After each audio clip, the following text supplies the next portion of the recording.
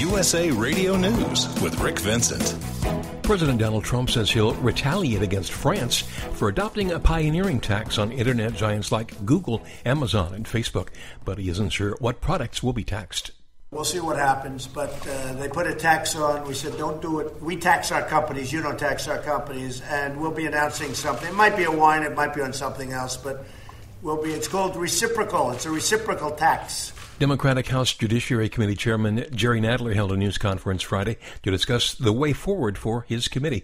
After the Mueller testimony Wednesday, he said that the committee's work will continue. We will continue to seek testimony from key fact witnesses.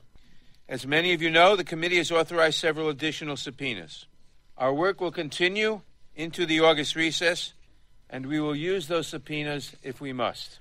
You're listening to USA Radio News.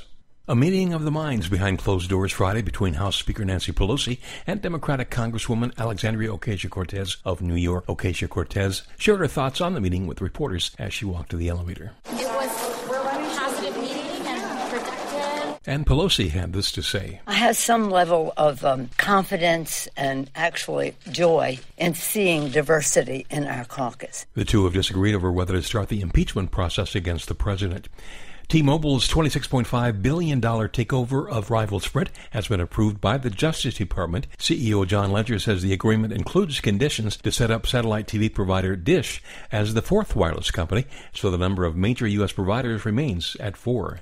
We have reached agreements with Dish to divest all of Sprint's prepaid businesses at close, including Boost Mobile, Virgin Mobile, and Sprint-branded prepaid customers. Dish will pay T-Mobile approximately $5 billion for the assets it's acquiring. This is USA Radio News. 2 North Carolina bomb squad agents were injured, one of them critically, when bomb-making materials blew up while they were searching the home of 33-year-old Jimmy Tyndall, who had homemade explosives in his car. 2 bombs were found in the vehicle. That led to a search of his residence, where 3 more were found. Europe's dealing with problems, including travel disruptions from one of its worst heat waves ever. Here's USA's Chris Barnes. The travel problems began on Thursday, especially disrupting rail and air travel in Britain, lasting into Friday. Technical problems at the Air Traffic Control Center there grounded many flights at the nation's 2 main airports.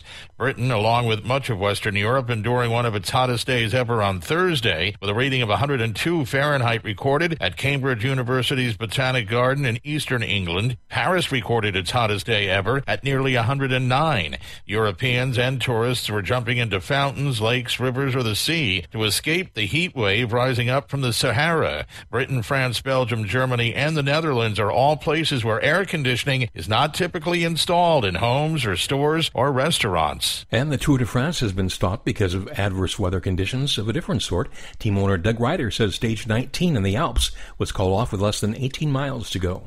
So massive amounts of hail, and there was lots of snow still on the mountains. I think that combination of quite strong winds, hail, rain, and everything like it just caused this crazy avalanche. Nature is an amazing thing. For USA Radio News, I'm Rick Vincent.